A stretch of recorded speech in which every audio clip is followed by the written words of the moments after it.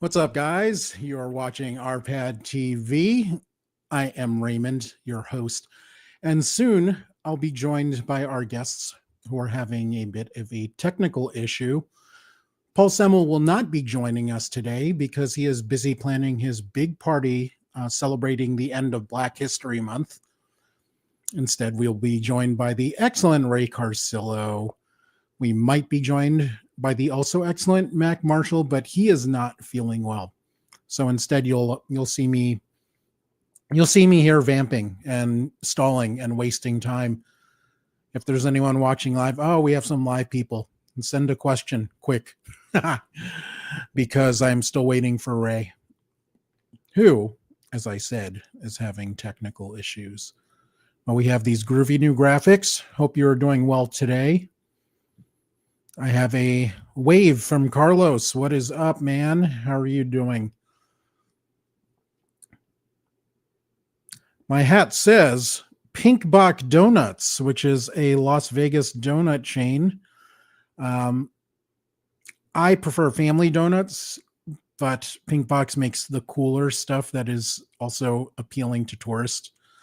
They do a lot of donuts with cool, goofy designs. Some with Las Vegas Golden Knights designs, and they always do cool seasonal stuff. It's worth a visit. Next time you're in town, we'll definitely hit up Pink Box. It is fun to go to. You know what? Since we're waiting for Ray, why don't we play this video promo I whipped up? Let's see how this goes. You guys know how awesome the internet is, but I'm sure you also know that it could be a dangerous and scary place, which is why you need Proton VPN. RPadTV is proud to be partnering with Proton to give you guys a great discount on Proton's excellent VPN service. Whether you're using the internet at home, at your favorite coffee house, or you're traveling for work, or on holiday, Proton VPN can help keep your internet activity safe and secure. There are many great reasons to use Proton VPN, whether it's protecting your data, protecting yourself from malware, getting rid of some of those pesky ads that pop up more and more these days. You can also use Proton VPN to spoof your location to access additional content on your favorite streaming services. Now, I understand that you have many choices when it comes to VPN services, but you should consider Proton. It is highly rated. They do not track your activity. It's protected by Swiss privacy laws. And let's face it, the Swiss are awesome when it comes to VPN services, privacy laws, cheese with holes in it, chocolate, you name it. The Swiss know what they're doing. You can get up to 64% off a Proton VPN subscription by using my link go.getproton.me/sh10j. That's go.getproton.me/sh10j, as in OJ Simpson. You guys, I am not kidding around when it comes to Proton VPN. Unlike your favorite comedy podcast where the host tries to get you to buy a mattress that they've never used in their entire life, or suggests a service that treats mental health professionals like Uber drivers, I really believe in Proton and its products. In fact, I am a paid subscriber of both Proton VPN and Proton Mail. I highly recommend these products, and I really hope you consider supporting RPadTV by getting yourself a Proton VPN subscription. Now back to our show. Wait, do I say that or does the other me say it? Back to the show. All right, I am back. And someone else is joining me. Look who it is, boys and girls. It is the wonderful Ray Carsillo. What's up, buddy? How's it going? Good. How are you, man? I'm all right. Sorry for the delay there and the little tech issue and just trying to had to restart the browser and all that other fun stuff. But I'm here. Yes, and I am happy you are here. I do want to jump into things. We're going to talk about Kraven the Hunter today. Before we get into that, why don't you give us an update on what's going on with you and especially your stand-up comedy? Yes. So I have another show tomorrow night. I'll be at Flashback in Van Nuys. I'll be doing a little bit there, part of a showcase there called "We're All Gonna Make It," which is the most optimistic title for a comedy show I've ever heard. But very excited to be part of it. That'll be tomorrow night, 7:30 in Van Nuys. You can get tickets still via my Instagram. Check out my Instagram at Ray Carsillo and stuff. There's all the links there. I think I also tweeted about it. So that's tomorrow night. And then I'm doing a show back at the Broadwater Theater, a matinee show at the Broadwater in Hollywood, March 15th. And a Sunday show back at the Ice House, March 30th. Those are the dates I have pretty much locked in at the moment. So again, follow me on social media. Stay tuned there. Ticket buying links will be incoming shortly for those March shows. But the big one, of course, right now focusing on is tomorrow's show at Flashback. So that's right. There is a direct link to Ray's Instagram in the video descriptions on YouTube and Facebook. If you can't remember, it's just Ray Carsillo at every social media platform. That's easy enough. Yes. But yeah, please check out Ray's comedy if you're in the Los Angeles area, or check out his video clips on Instagram. Give him some support, some likes and thumbs up and all that good stuff. Yes, likes, shares, subs, all that fun stuff. Yeah. And yeah, I just actually, a couple of those pictures there in that image, which I appreciate, by the way, was from my, I headlined for the first time. Nice. Yeah, over at a place called The Real House. Very cool. I think we talked about privately, a lot of dispensaries in LA are starting to do comedy. So that was another dispensary. I think I did well. The problem is that with everybody smoking during the show is that they would be 10 to 15 seconds behind, so they would start to laugh when I'm already into the setup for the next next joke. So I was watching my friend Austin Aries, who you might remember from a bunch of wrestling companies. Oh, that Austin Aries. That Austin Aries. Yes, I'm thinking. Oh, not Aries Spears. Yes. So that was from that TV. Yes. That's a great friend. Yeah, I remember Austin. Yes. Aries Spears is a pretty large black gentleman, and Austin Aries is a white, not so big pro wrestler. Yes. But I was watching him do stand-up. At least didn't confuse him with Stone Cold Steve Austin. Yes. I was watching Austin do stand-up, and I was high, and he was like 50 times funnier to me than he actually was that night. So that could be good for comedy. Sure. There was a comic book store in LA. I forget if it was Meltdown or the Apple one, where they used to have small stand-up shows in the back room. Yeah, I think it was Meltdown. It was Meltdown. Okay. Yeah. And before he got really, really famous, what's his face? Kumail Nanjiani. Yes, I was just about that's the first person I was thinking of when I think of the Meltdown comedy shows. Yeah. So before he got into Silicon Valley and before he became a buff eternal, he was doing stand-up in like this back closet of Meltdown comics. So that was fun to see. Yeah. So Kraven the Hunter, you and I are some of the rare people that actually saw this movie in theaters. Yes. I only saw it because I got access to a free screening. Otherwise, I would not have seen it in theaters either. I saw it as part of my movie pass and morbid curiosity. I would not have paid like full price for this movie. No. So I'm kind of glad I saw it though, because it's just so indicative of what Sony is doing with this license. But let's start with a quickie. Describe Kraven the Hunter, the movie, in one word, and explain why you chose that word. Oh gosh. Well, I think when I jumped on air, I said boo. I think that actually probably works. Yeah, because it was just this. The sad thing is, and we'll get into it, there was a nugget of a good idea here. Yeah, there was a kernel actually of a good idea here, and they just completely didn't understand the characters, didn't understand the comics, and just tried to just do over the top sensationalistic action with no reasons, long flashbacks. It just got completely muddled in the weeds. They could have easily cut 30 minutes from this, turned it into a 90-minute film, and that would have improved a lot, actually, right? Like there's a lot of bloat and just Yeah, so I mean, just boo. Like, I mean, if I could have thrown a tomato at the screen, I would have. Like, I mean, it was terrible in my opinion. Yeah. I mean, I love the character of Kraven from the comics. I think he's Me one of too. the best Spider-Man villains.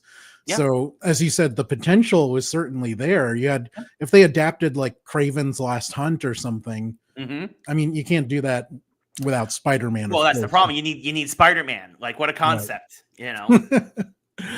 But the word I picked is misguided, because this movie is like part money grab, but part desperation to hold on to the license that they have from Marvel. Yeah. There's no good reason to do this movie without Spider-Man. So, and Sony desperately wants to take advantage of their license. So they did spin-offs like Venom, which wasn't terrible, but got worse. It got progressively worse. Yes. Morbius, which is one of the worst things I've ever seen for a comic book movie. Madame Web, which we'll discuss a little bit more later, which we actually did a flashback review last year. And now we have Kraven. So yeah, I think this whole effort was misguided. I don't think anyone involved was interested in making a quality movie. At least from the producers and directors. I'm sure the actors wanted it to be as good as possible. Yeah. But yeah, I don't think the intention was to make a good movie as much as it was to hold on to the license. Yeah. And get something out there. And look, we have a comic book thing too. So this section will be short. What are some of the positives about Kraven the Hunter for you? Oh God. I mean, again, I think the core idea of what they were trying to do here, and really in a very smart way, actually establish a lot of the Sinister Six villains in a single film, which was going to be hard. I mean, again, that you saw what the bigger picture was. It's like, we have all these villains. If we can just knock out a few more in like one more film, we'll have the Sinister Six set up. Again, though, the problem, to your earlier point, is you need Spider-Man for the Sinister Six. So, like, I mean, there was a kernel of an idea here. I think, you know, showing why Kraven Hunt, you know, what his motivations are as a character, because like Kraven isn't always like a bad guy in the comics. He's a Spider-Man villain, but he's not always a bad guy. Right. And I think that the thing is so there was room there for growth.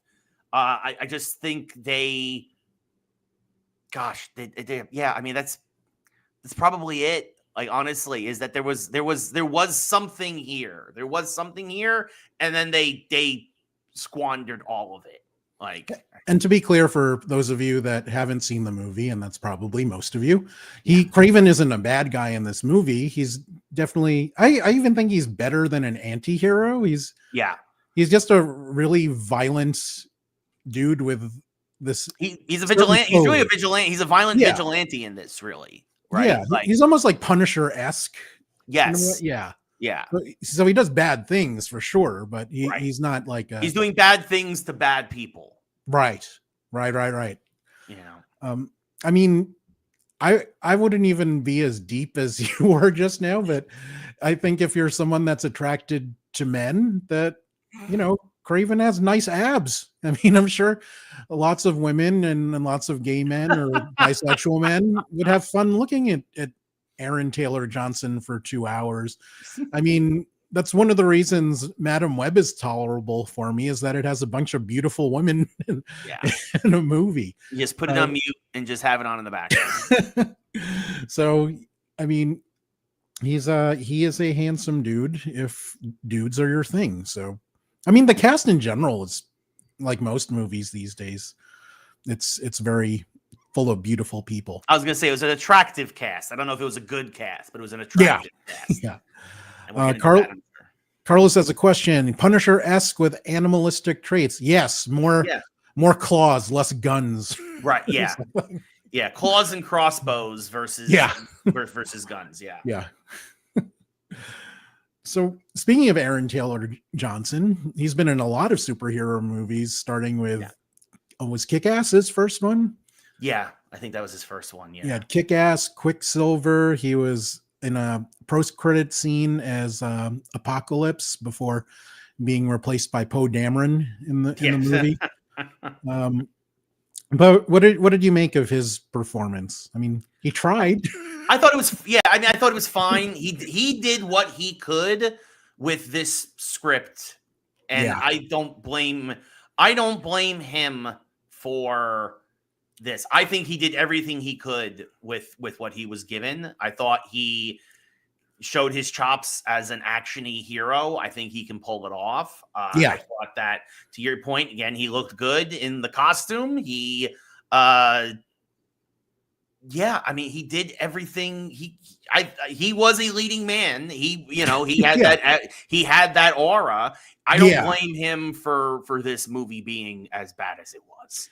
Yeah, I mean, he was served a giant pile of garbage to work with. I think the writers in this movie, they were co-writers on Iron Man, but they also I think they worked on the Expendables and that kind of stuff. This was definitely an expendable movie. I do want to focus a couple of questions on Ariana DeBose, who I am such a big fan of this woman. I think she's incredibly talented.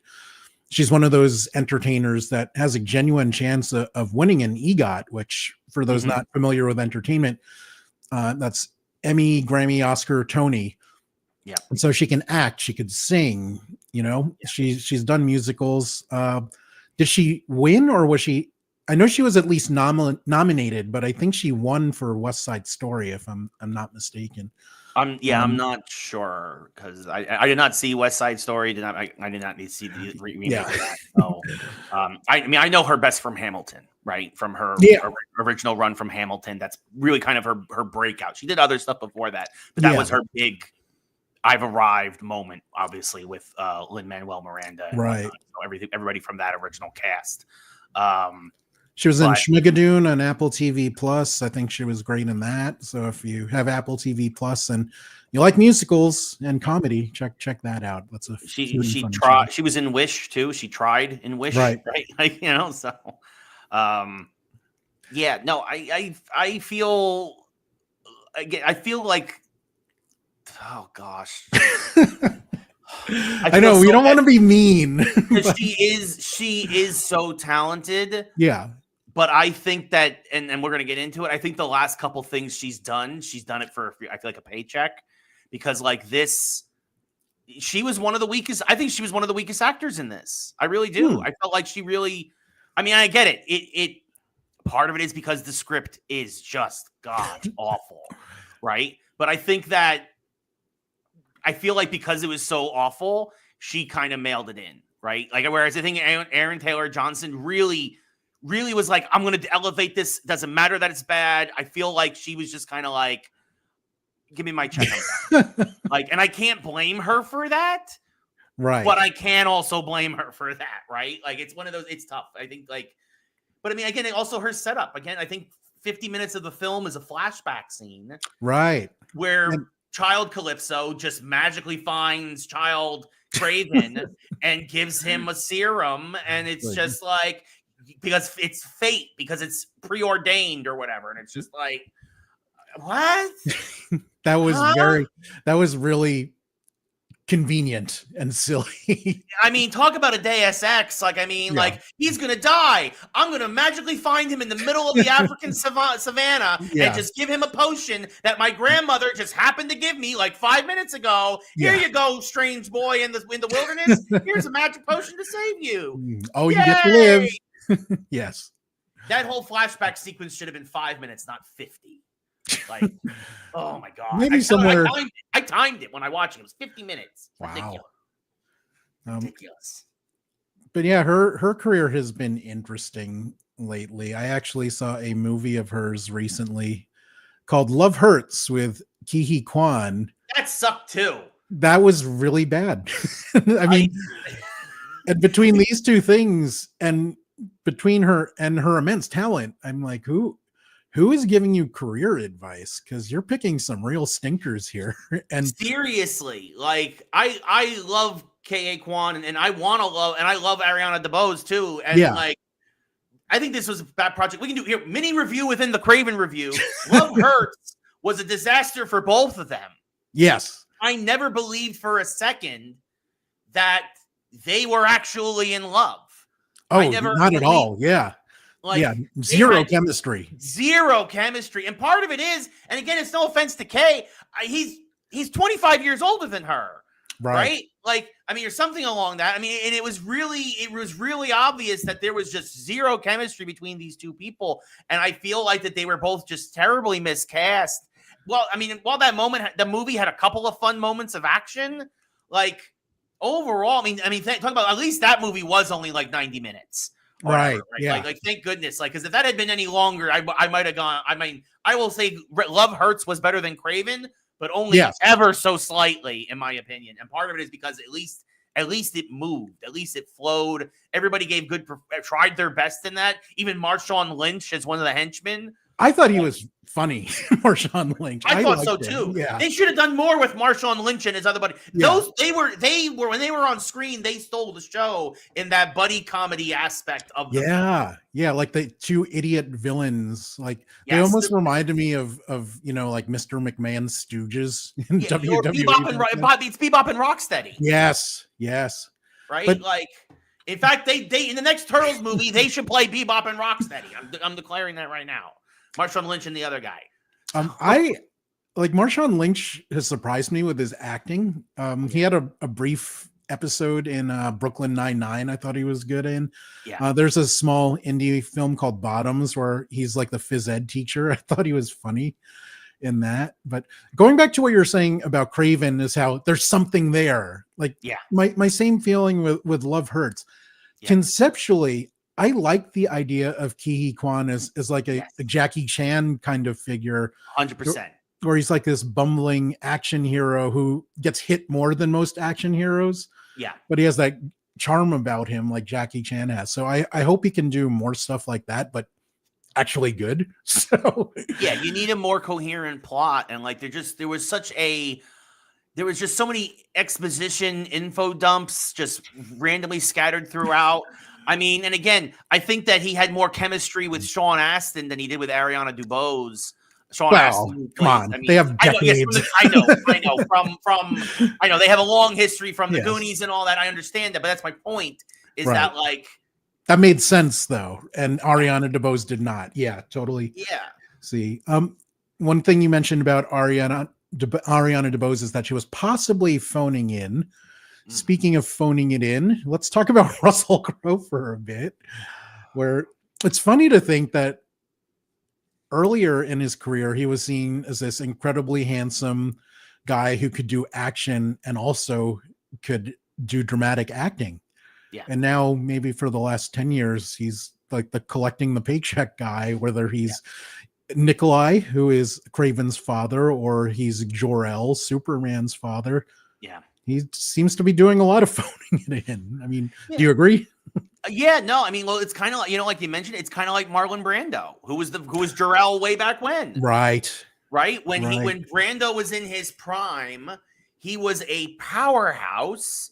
And then as he got older, he just kind of didn't care anymore. He's like, all right, I'm going to play a father figure again. I'm going to play this, like, whatever. Okay. Like, just make sure you have the cue cards there so I can read them.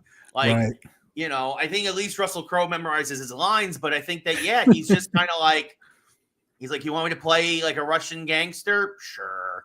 Cool. Or as Carlos mentioned, he was also Zeus in the Thor. Although I think he was actually I thought he was pretty funny actually as I thought he was, I as the ever horny Zeus from Thor 4. But what I liked about his version of Zeus is that, when you think of Greek gods, you think of these big, majestic figures. But his version of Zeus was like, this is a guy I could actually meet in Greece. It's like this horny, hairy dude. That like I could see him meeting this dude in Greece, watching him hit on girls. 100%. So I kind of dug that and that fit in with what Taika was doing, even if Taika went maybe a stepper and a half too far. In the fourth one for sure. But for Nikolai, I mean, look, this is a key character in Kraven's development, right? And it felt like they were trying to make him seem important to Kraven. But that's the other thing, is that he really wasn't. Like, Kraven spends the whole movie really just kind of brushing him off. Right. Until the very end. And it's just kind of like, so is he important to you or not? And like, and if he's not, can you just kill him already and like be done with it? Like, just be done with it already. Like, it just felt like this loose thread that they were keeping untied just so that they didn't tie off all the loose threads until the very end of the movie. Like, possibly hoping that Russell Crowe can keep it all together for the sake of the movie. Yeah, like, I guess. I don't know. Yeah, again, misguided this whole effort. Yes. And speaking of misguided, did it feel forced that Kraven's brother is the Chameleon? And what did you make of how they portrayed Chameleon's powers in this movie? No, see, I actually think this is the one thing that I actually like said this is part of why there was a Colonel here. Like, in the comics, Chameleon and Kraven are half brothers. Right. Like, they've touched upon that in obviously the comics. They've even done it in the most recent video games. That is true. So I was like, okay, this is cool. And like the fact that like, obviously they were bad dubs, but you could tell that like, oh, he can mimic any voice or whatever. And I was like, okay, this is cool. They're setting it up. And then and we'll get into later on, but when you find out that they mention, I forget the name, but it's the Jackal. Basically, it's the Jackal in the comic books, right? Which is, again, they mentioned that the Jackal is basically giving everybody animal powers. It's like they're going to make him the Chameleon. That's how he's going to become the Chameleon, and it's not just going to be a special belt. And I actually appreciated that, because I mean that's the one cheese. Again, 1960s comics, right? You're like, I'm going to use a belt to make me change shape. Like modernizing it where it's gene splicing on all other sci-fi stuff. I don't mind that. And yeah, I actually didn't mind it at the end where they hint at, like, I'm the Chameleon and I can look like and sound like anybody now. Because if this was to continue, right, if they were going to try and do something with the Sinister Six and, actually maybe Spider-Man, that would have been great to have. Again, you already have Kraven and Chameleon and the Jackal is hinted at, and you have all these Spider-Man, like, it feels actually more like a lived-in world by the end of the movie, or at least a familiar Marvel-esque world, because of that reveal. So that was actually one of the few things I actually did enjoy. Again, though, kind of waiting for it to happen, but I was actually very pleased when it did finally happen at the end of the movie. But was it a bit too much? I mean, did they pull focus from Kraven by giving Chameleon too much time? That's fair. And again, that's kind of they kind of beat you over the head with it, that like he can kind of mimic voices and like that he's very close to his brother and all this other stuff. And like, right. They could have definitely, again, this comes into the editing, could have cut out some of that and then have that big reveal at the end, which for comic book fans like us would have been like, there we go. Right. I mean, because up until that scene at the end, he was just like a really good impressionist. Like, so, right. Yeah. Which you've seen in comedy clubs all the time. Sure. And some really bad impressionists. But I also do appreciate, though, like, again, trying to do the character development with the Rhino, which we'll get into in a little bit, but it's the Rhino's speech, I feel, that really, because he kidnaps Chameleon. It's that speech that, it's how Rhino draws Kraven out, but it's also that speech that turns Chameleon more from being kind of a spineless wimp into like really starting to think like a villain there, even though he does still turn against Rhino or doesn't team up with the Rhino. You can start to see the gears turning in his head in that speech. And it was one of the few subtle, interesting storytelling moments that this movie had. And I actually I think the Chameleon was the best part. That's interesting. So Carlos has a comment, gene splicing. I wonder if this was going to be set in the Andrew Garfield movies now. I think that's the only Spidey movie that ever introduced gene splicing to the audience. I mean, that would make sense, right? Like if Sony was going to bring back a Spider-Man and they couldn't do Tom Holland, and there's been so much clamoring to give Andrew Garfield one more shot. Oh, yeah. It would make sense that you bring back the Reese Ifans lizard, right? I mean, and they actually did that in the video game. The video game for that movie actually followed on that. It was actually very smart. You had a gene spliced Rhino in the video game that was supposed to take place immediately after the Andrew Garfield Spider-Man film. Had a tie-in video game that took place immediately after, and it introduced Vermin, it introduced Rhino, it introduced, I think, Vulture, and they were basically gene-spliced animal villains because 75% of Spidey's villains are animal-based. Because because you know, I mean they later in the comics they had all these animal totems that they tried to do a thing with. The totem thing was terrible. The totem thing was terrible. I mean, yeah. And to go on about the Chameleon, when I was talking about his impressions, there was a scene where he's performing at his dad's restaurant playing the piano, where all of a sudden he could sing like Harry Styles. Exactly. Yeah. What does he do?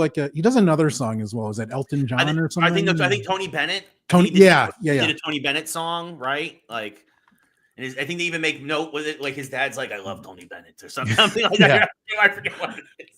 Yeah, I mean, Russell Crowe, master of exaggerated, borderline racist accents between his Greek Zeus and this Russian accent he has. I did this a little bit at the start of the show while we were getting things together, but guys, I wanted to talk to you about Proton VPN. RPadTV is proud to be partnering with Proton VPN. So if you're looking for a way to protect your privacy, protect yourself from malware, and get rid of some ads or even spoof your location so you can watch different content on your favorite streaming services, Proton VPN is an excellent choice. You can get a discount on a Proton VPN subscription by using my link, go.getproton.me/sh10j. Now, there's a lot of great choices when it comes to VPN services, but the reasons to pick Proton are that they are a very trusted service, well-reviewed. If you use the mobile apps, they are audited. They are protected by Swiss privacy laws, which, look at all the awesome things that they do in Switzerland.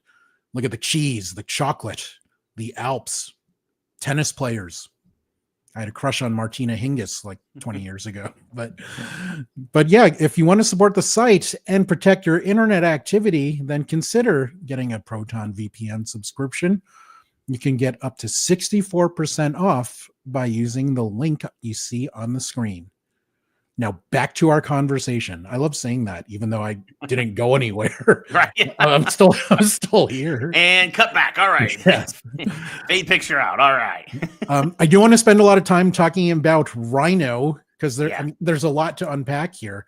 Yeah. Let's start. We were talking about the Andrew Garfield movies before, and Rhino was played by the excellent Paul Giamatti, who was in the Andrew Garfield movies. He was excellently crappy. So, I mean, as bad as this was, this has to be an improvement, right? 100%. Again, what they did with the gene splicing and the jackal and the experimentation, so much better than a mech suit.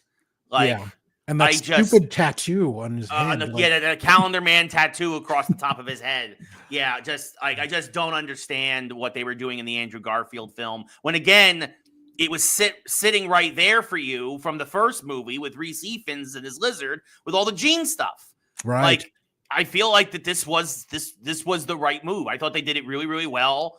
I thought the final reveal, the final transformation at the end, right? That they kind of, how they're able to kind of keep it under wraps, and then that big reveal. And I was like, oh wow, it's the Rhino. It really is. It's the Rhino. Yeah.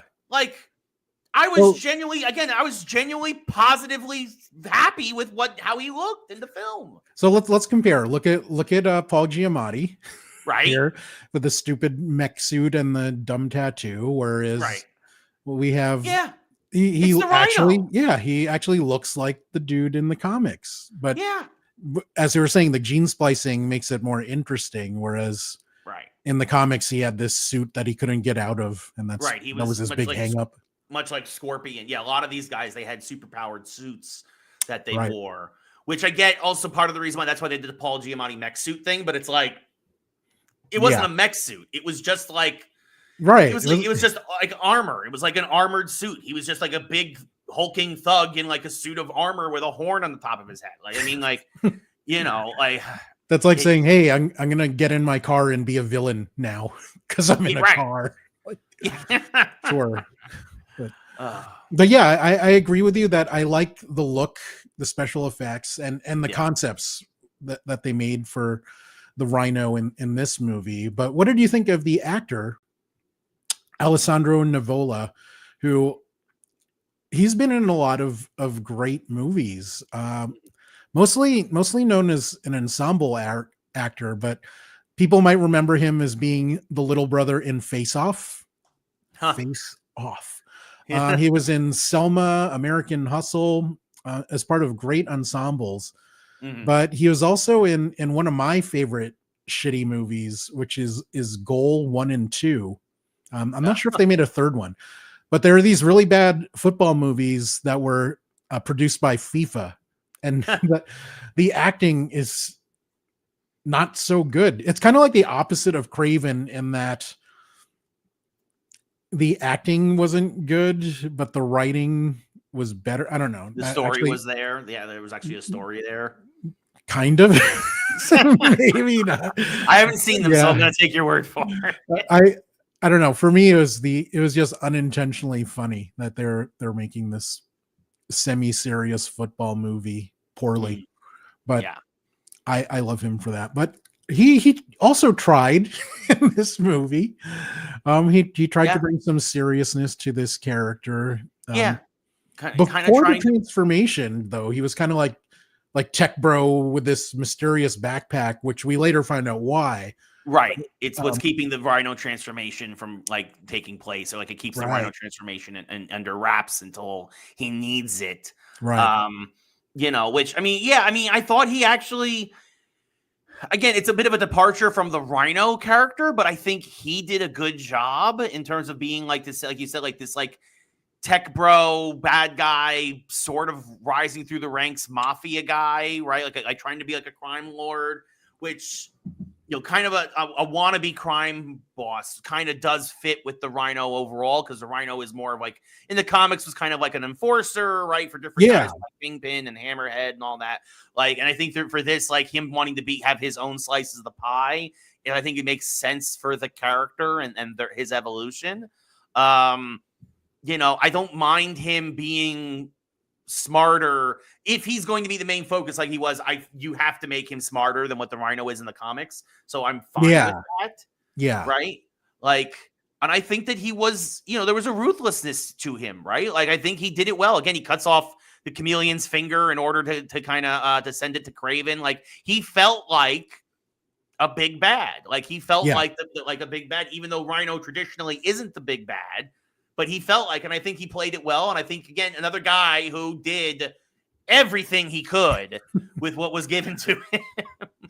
You know, that now that we've discussed it, I did not think of Ariana DeBose being the worst actor among the leads, but you've made the case excellently. I didn't really realize that until now.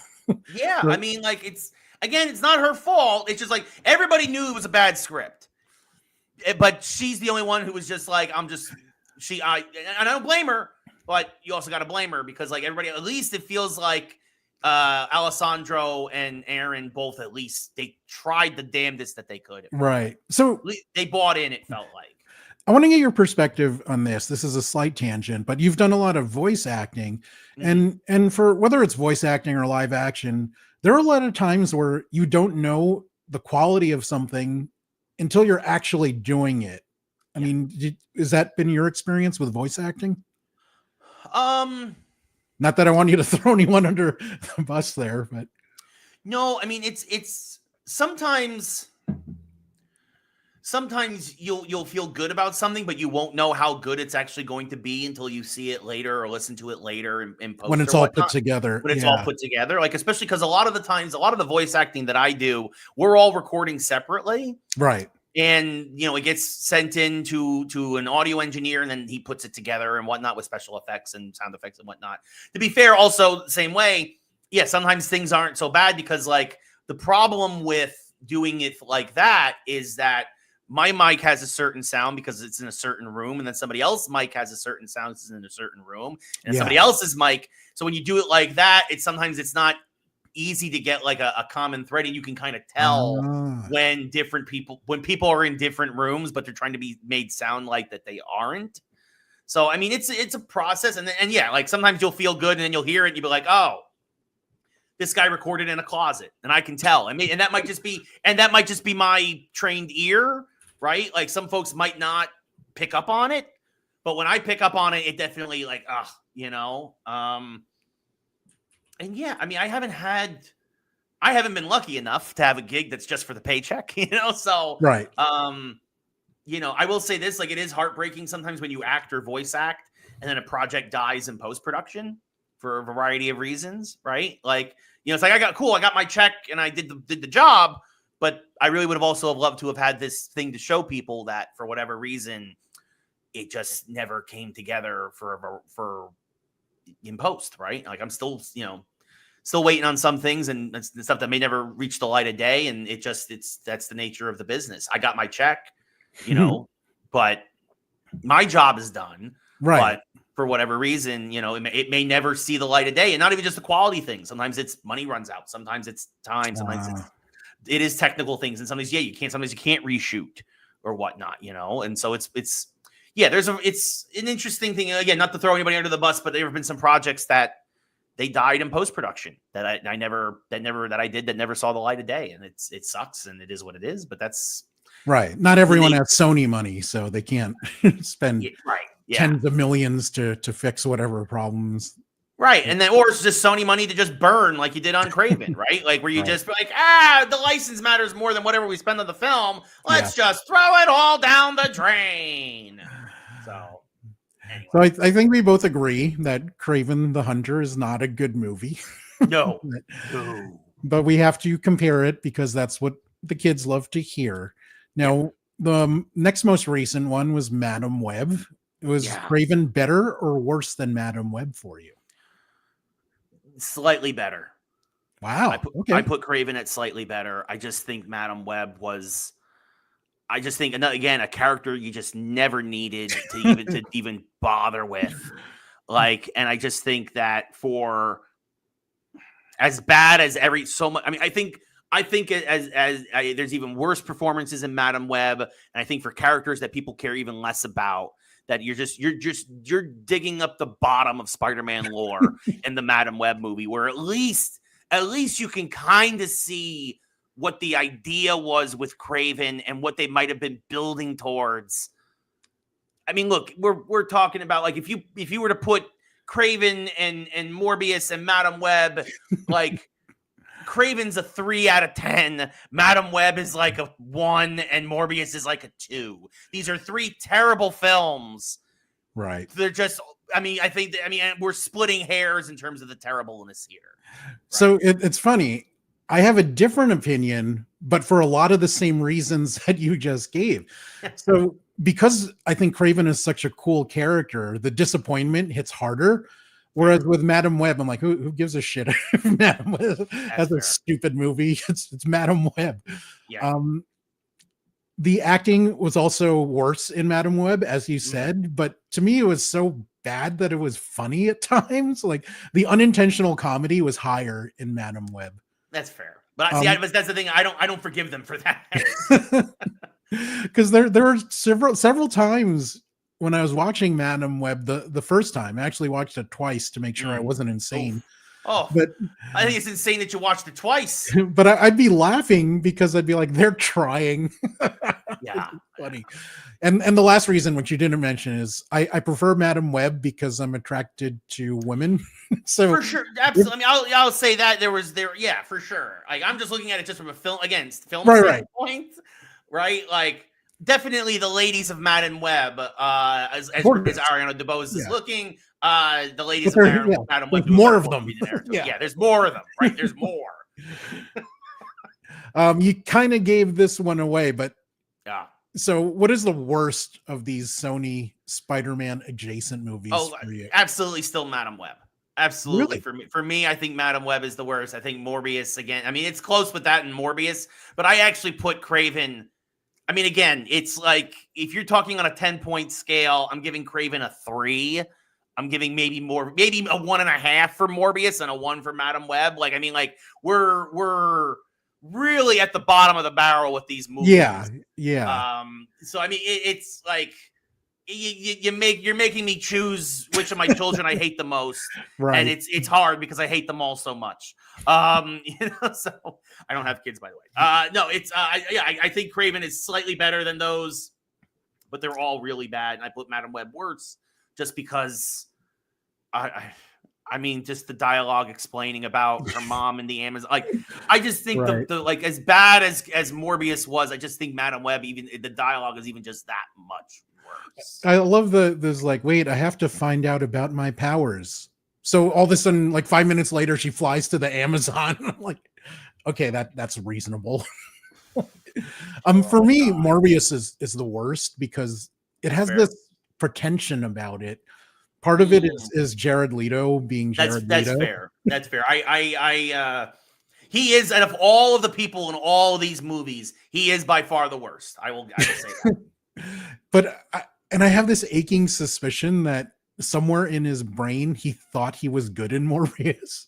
I don't know. He's one of those guys that thinks he's good in everything, and if it doesn't do well, it's not his fault. Right. Yeah, exactly. There's definitely that pretension about him for sure, and yeah. Oof. For me, he peaked at My So-Called Life. He'll never do better than Jordan Catalano. Yeah, I mean, it's amazing that he keeps getting roles. So, especially because of his reputation. Like, he's not nobody seems to have fun working with that guy. Right. Like, I mean, the Suicide Squad stories alone are just terrible. To me, that's enough to get you blacklisted from Hollywood. But what do I know?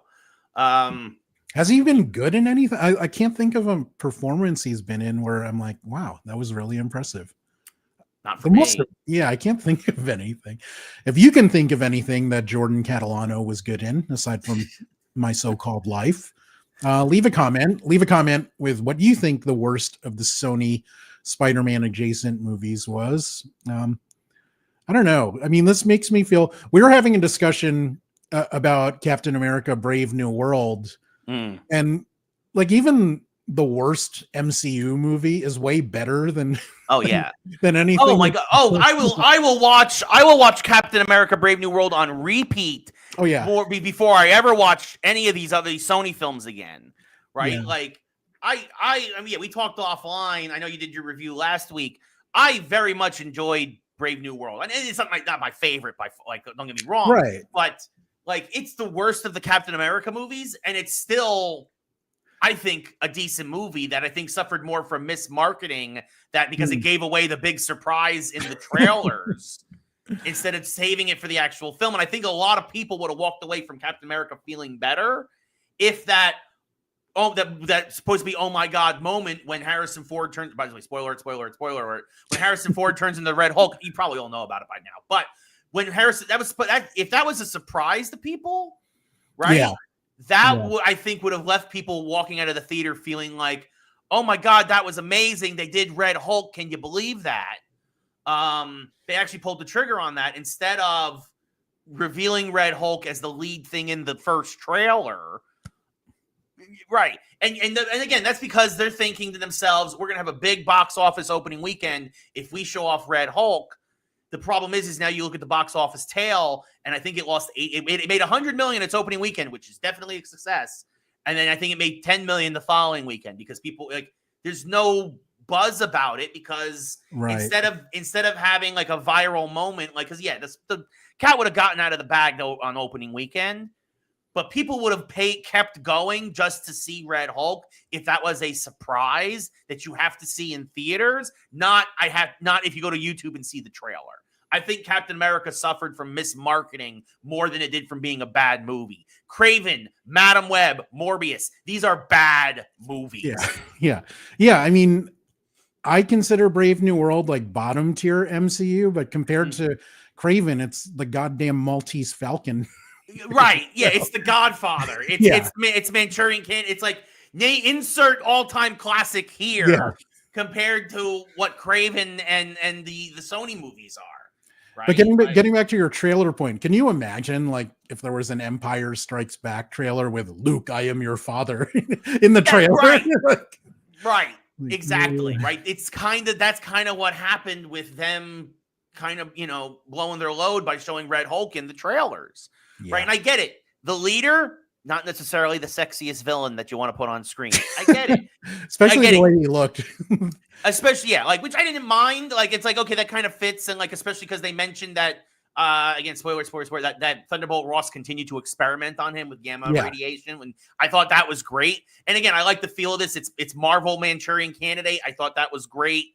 I loved Isaiah Bradley, who awesome. Carl Lumbly is just a powerhouse. Giancarlo Esposito, even though he's not in the movie a lot, is a powerhouse. Although I do love the fact that they teased the Serpent Society and hate the fact that they cut poor Seth Rollins out of it because he was supposed to be one of the serpents, I guess. And Rosa Salazar, who was also cut out. She was Diamondback. Yeah. But I like the idea. I hope that they come back because that they build on this idea about the Serpent Society. Like the fact that they introduced in the first minute Sidewinder, aka Giancarlo Esposito, and the Serpent Society.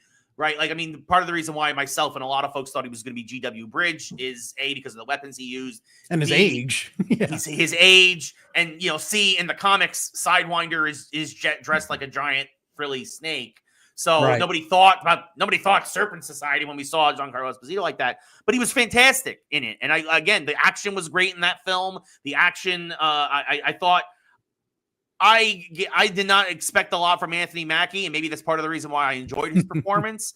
But like, Sebastian Stan overshadowed him in Captain America and Winter Soldier, Falcon and Winter Soldier. Yeah, I think that he was able to. I think he shined here in this. I think that he was able to stand toe to toe with Harrison Ford and everybody else that he was in the room with in his scenes. I thought he did a great job. So credit is where it is due, in my opinion. I thought he did well. Yeah. I thought Harrison Ford was great, 82 years old, and he's still kicking ass. I liked it. Again, I don't think it's the best Captain America movie by far. It is not. Of the four, I think it is quite clearly the worst. Yeah. I agree. But I can point to a lot of good things in this film. I cannot do that with any of the Sony films. I can't. I don't know. I pointed Sydney Sweeney and I'm like, I like looking at her. Sure. I give you that. She's nice to look at. Right. But okay, there we go. One thing. Okay, there we go. What else? Like you're gonna struggle to fill up the list that I just gave you. Yeah. No, you're exactly right. We have a comment from Carlos who said, I think it was Dallas Buyers Club was the one he won an Oscar. Yeah. Was that Alessandro? Was that? I thought it was. That was Jared Leto. Oh, yeah. That was his Oscar-winning performance. Yes. Ah. Yeah, that's when people thought he was good. And now we have that movie to blame for the never-ending stream of pretension that he will bring us. Hopefully, he's done with superhero movies, though. So. I think superhero movies are done with him. So. Yeah. And allegedly Sony is done with these Spider-Man adjacent movies. They said they are now going to completely put all of their focus on rewriting for the 5th time the final film in the Into the Spider-Verse trilogy as they try to figure out what to do with that. Kathleen Kennedy is supposedly announced to retire this week from Star Wars. And her greatest sin was not having a plan for the new trilogy. Sony, similarly, not having a plan with any of the Spider-Man stuff is killing them. Love it. To the point where because it was supposed to tie in supposedly the story DLC for the Insomniac Spider-Man 2 game got canceled because all of these movies decided to just be trashed and they didn't finish the Into the Spider-Verse thing. Right, like because of all of this other turmoil with these Spider-Man movies, they had to cancel the DLC for the one good thing they have going on. I love this vibe of this rant. It reminds me of like a Paul Heyman promo. Yeah. So I'm totally enjoying this energy. Ladies and gentlemen, my name is Ray Carsillo. And let me tell you what I would do with Spider-Man. So while we're here, Yes. let's not bury Kraven anymore. Let's talk about some of the things we might have heard for the next Tom Holland Spider-Man movie, and what your expectations are, what your wishes are for that, and that goes for you, Ray, and for the people watching out there. What are you hoping for next for Spider-Man? Well, it all depends on when it takes place. Is it after Dooms? It's gonna be after Doomsday, right? Like It's Right. gonna be after, so probably Secret Wars and all that other stuff. I mean, my hope is that they give Tom Holland the symbiote suit, the symbiote, whatever you want to say it. My hope is that, because now that Venom is done with Sony, and now that you're going to have the multiverse, you're going to probably have him involved somehow in space with all these Doctor Doom stuff. I think I want to get them to. I want to see Marvel do Venom properly. I want to see Eddie Brock. I want to see them do. Again, it's not Woody Harrelson's fault the Carnage movie sucked. Like it. I want to see these characters done properly by Marvel and by people who care about these characters and aren't just in an IP arms race, right? Right. So I think that we'll see what happens. I think obviously I want to see Spidey interact with the Fantastic Four in some way. Yeah, especially Human Torch because of that relationship. Yes, and I think you will get that at some point. And yeah, I mean, I think again, like I think I'm waiting for what everybody else is waiting for with the Marvel universe. Is like, we want X-Men, want to see what Fantastic Four does, want to get into Doomsday. I'm glad. I know a lot of people aren't. I'm glad that Robert Downey Jr. is just going to do the one-off as Doctor Doom. So I think that's weird that they brought him back for that anyway. Yeah, but I feel like. I feel that this is what I want to see. And those are the interactions I want. I want to see Tom Holland having to deal with the symbiote, however you say it. I question myself every time because I've been heard Sony says it's pronounced 7 different ways. And I want to see him interact with the Fantastic Four, which hopefully will all be set up this summer with the Fantastic Four film led by Pedro Pascal and all those other folks. So, and I also want to put out there once again my candidacy. I would love to play Mole Man. I can play the Mole Man. I can do it. I can do it, folks. Look at me. Look at me. Well, I think they have what's his face from Cobra Kai doing it. Oh, that's right. Wow. I can still do it. It's not too late to recast. It's not too late. Hey, they do love the reshoots. 100%. For me, the next Spider-Man movie hinges on what they do with Gwen Stacy, because if they stick with this Spider-Man memory wipe that he did, right, Gwen Stacy is allegedly his next romantic interest / co-lead, right? And there's so many wonderful actors they can choose from this, and even though Tom Holland is older, he still has that boyish face, so he has a wide range of actor ages he could play off of. I mean, who would you cast as Gwen Stacy in the next Spidey movie? Some people like Anya Taylor-Joy. I don't know if that quite works. That's probably not the way I would go. Yeah. Oh God, I mean, it's a shame that she. It's really a shame that she was. I would do, honestly. To me, Sydney Sweeney would actually be perfect for this, but it's a shame that she's now tied forever to like the Madame Web garbage. Like, right. I see her more as a Black Cat, though. Sydney Sweeney. Oh, Felicia Hardy. Yeah, that's fair. Or maybe that's just me wanting to see her in that costume. So that's entirely possible too. That's entirely possible. I mean, I'm really curious to see. Yeah, I mean, there's that's a tough one. I don't know offhand who I would want as. There's so many ways you can go. Guys, who would you cast as Gwen Stacy in the next Spider-Man movie? Leave your thoughts in the comments section. Yeah, I mean, there's I mean, now the fact they're bringing her back in the comics now as Gwenpool again, like in the mainline comics as Gwenpool, right? Like they're gonna want, obviously, live action Spider-Gwen could be neat eventually. So I mean, they could build to that, because I mean, Gwen's, again, The comics they're running out of ideas. They keep bringing back everybody from the dead. So, how many times has Jean Grey died? Like, well, I mean, at least they wrote it in with the Phoenix Force. Like, at least that makes sense, right? Like, does that make sense? Like, as much as a cosmic force makes sense. Anyway? I mean, yes. In terms of like, yeah, I think. I mean, yeah, it's. I mean, at least like with Gwenpool, it was always she was from an alternate universe, which I was fine with. Now she's going to be in the 616 as where they literally dug her up from her grave, and like, yeah, God, the wacky world of comics. Please buy our comics. We're print is dead. Print is dead. Yeah. So guys, I think that is going to be a wrap on our discussion, and hopefully not a burial of Kraven the Hunter. I thought hopefully you guys were entertained by our rants. We have a lot of cool content coming up in March. We have reviews of Your Friendly Neighborhood Spider-Man, Mickey 17, Invincible, Harley Quinn.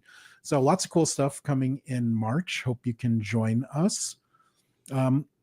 Please don't forget to like, subscribe, check out Ray's Instagram. Link is in the Facebook and YouTube descriptions. And we will see you next time on RPadTV. Take care for now, guys. Be good. Bye.